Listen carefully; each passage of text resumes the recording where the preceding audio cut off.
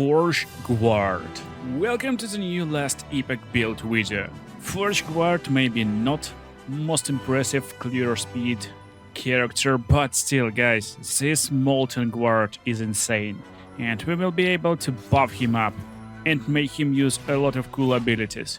So if you wanna be like Forge Commander with your friend Forge Guard, Manifest Armor, then watch closely. So we got this minion, Manifest Armor, he will do all our job, and our skills will be used only to support him. We got Javelin, which will do a lot of stuff and also heal us and this friend. And coolest part, we can use Javelin to teleport to it. So it will be used as combo skill with just one ability, and then you just, like Jarvan from League of Legends, can teleport. Sigils will be used to increase our damage, and also we get Void Cleave. Normally it's just splash attack, but when you hit him with Void Cleave, your Manifest Armor, he will get this fire stuff around him and will do a lot more damage. And Shield, we throw in some shields.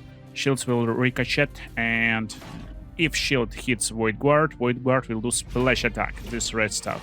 So watch how he's doing his job. Basically we're running around trying to make him like more powerful, buff him from time to time, keeping our sigils, and that's basically it. So it's not very fast way to do stuff, but damage is impressive.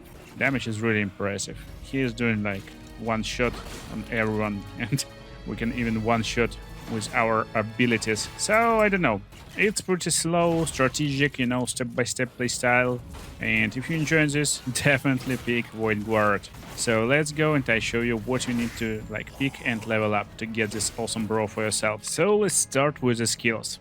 And I guess we're starting with most interesting one, with our Manifest Armor, our minion. So while scaling tags is minion strength and attunement, also there's additional tags for minion, physical and melee. So when you build in this build, you need to be tanky yourself, but to increase minion damage, you want to have minion melee damage, minion physical damage, and you can get strength for yourself.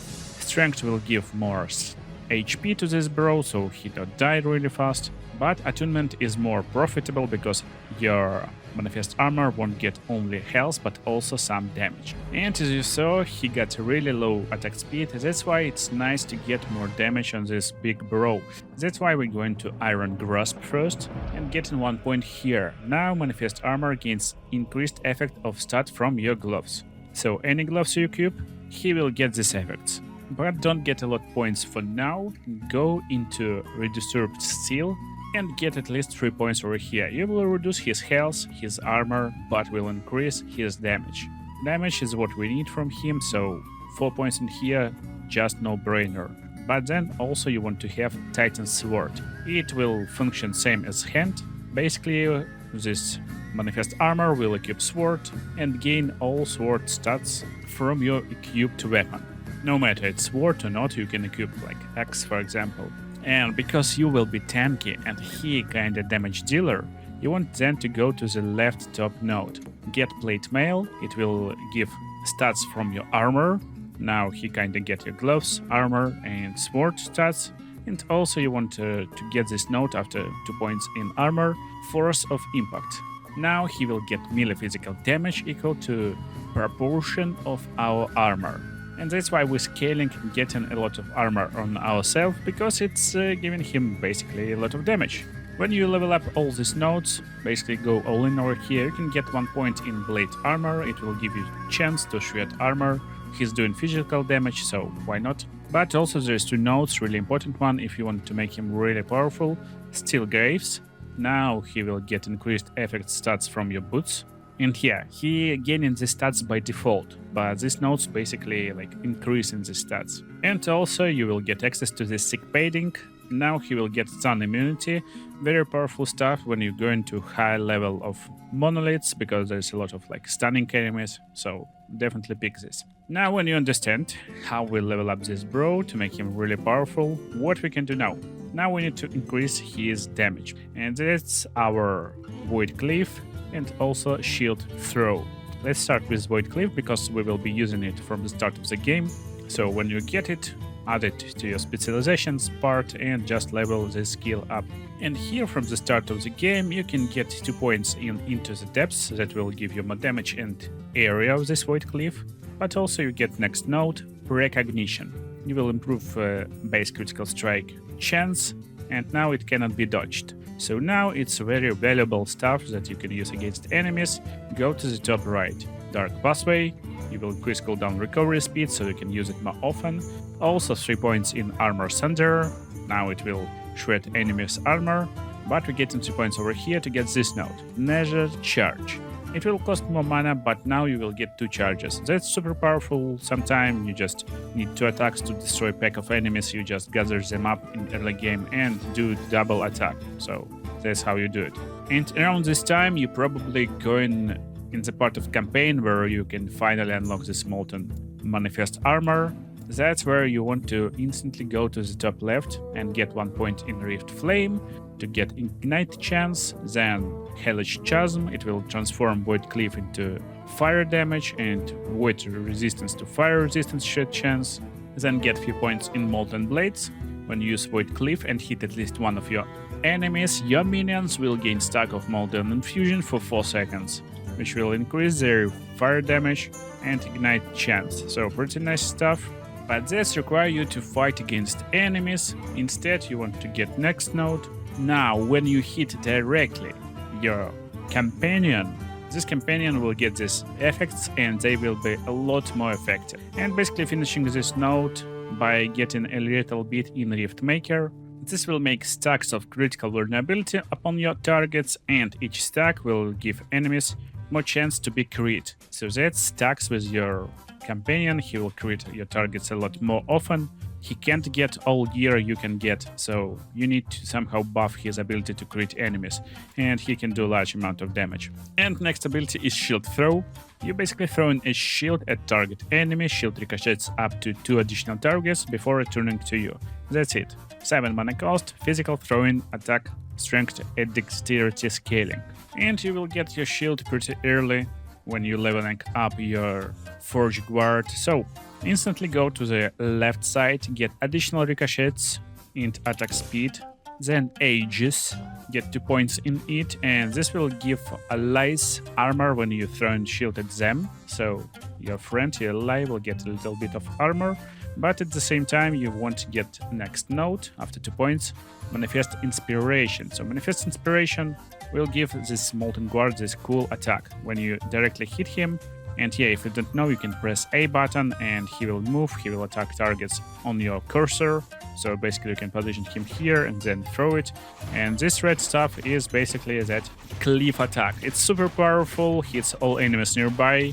And that's basically our playstyle. We place him and start trying to aim at him and directly and throw shield.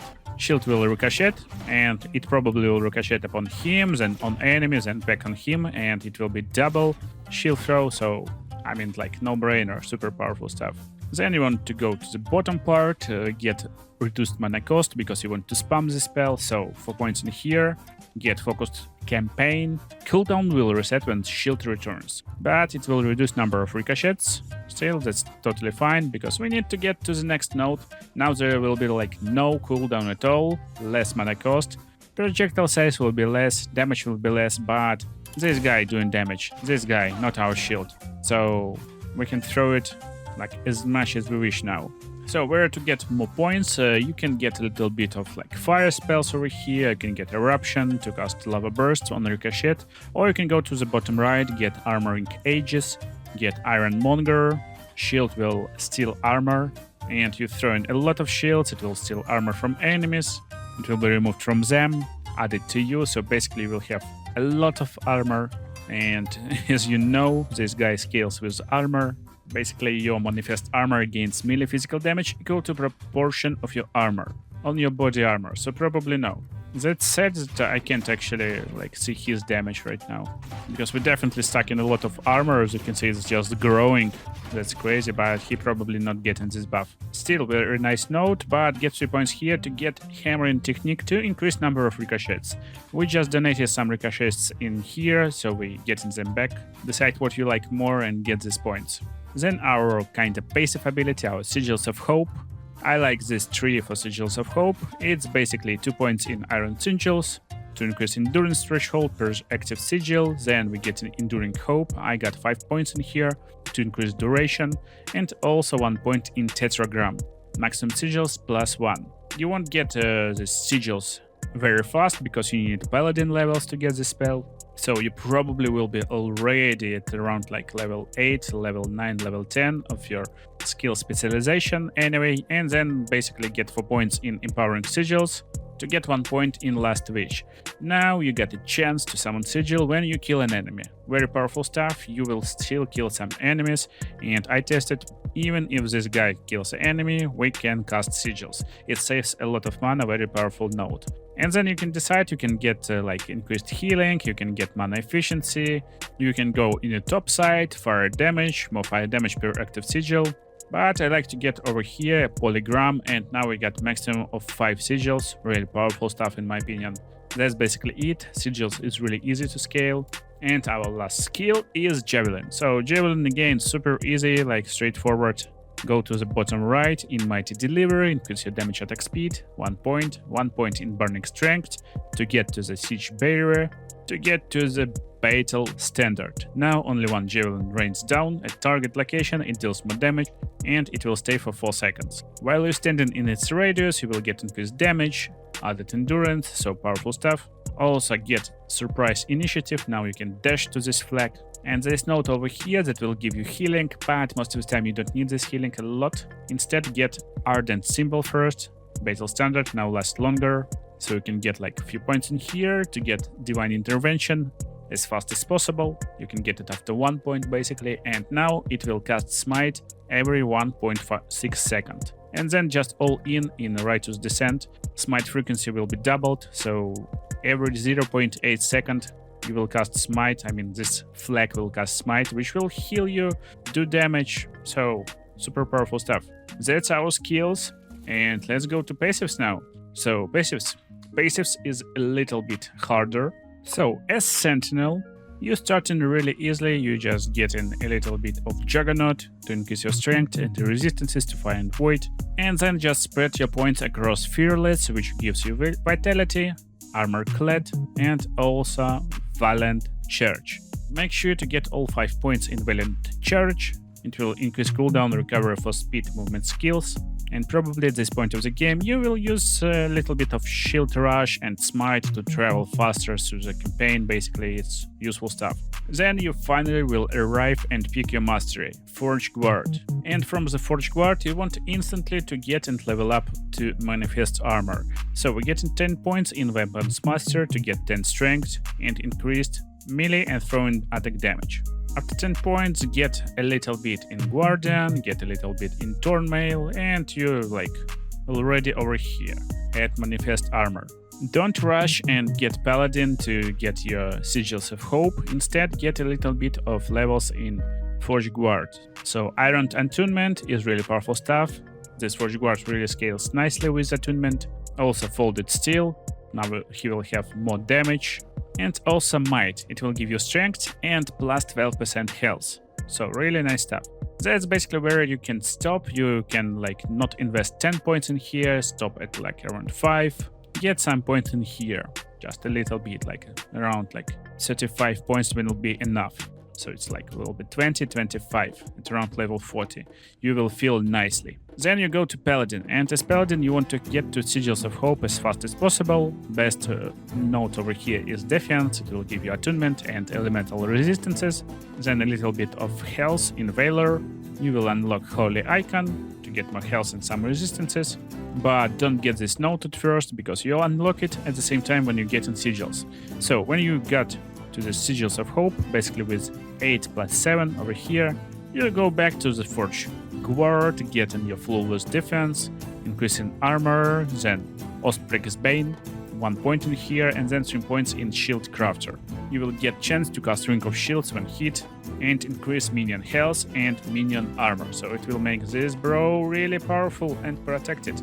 Then get back to Sentinel and get this last note over here. After you level up all these notes to the maximum, get Blade Master, increase sword attack and cast speed, and axe attack and cast speed, and that's where you already want to have some good axe on sword in two hands. Because this guy scales with your weapon, you want most powerful weapon, and two-handed axe, two-handed sword will work.